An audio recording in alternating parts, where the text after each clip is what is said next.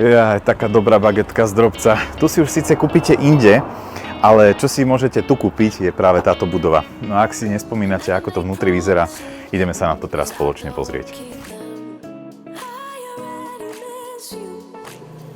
Či už tu budete chcieť pripravovať pokrmy, bývať, alebo tu budete chcieť mať ateliér, prípadne ordináciu, alebo čokoľvek iné, čo vás napadne, máte tu dostatok priestoru, pretože na šírku máme 4,15 a takto na dĺžku je to 19,5 metra, čiže kľudne aj jedna bytová jednotka, druhá bytová jednotka. Tu máme aktuálne sociálky, no a samozrejme ďalšie zázemie, ktoré si viete už namodelovať, ako len budete chcieť.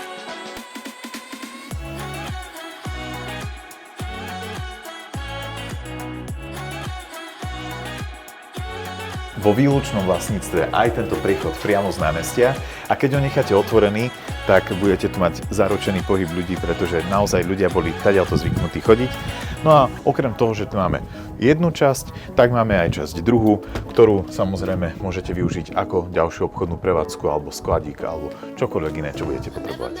Bezproblémové parkovanie v rámci mestskej parkovacej politiky, bezbariérový prístup a samozrejme výborná cena. To je všetko presne to, čo vás má nalákať na obliadku na tento dom a verím tomu, že sa vidíme na spoločnej obliadke.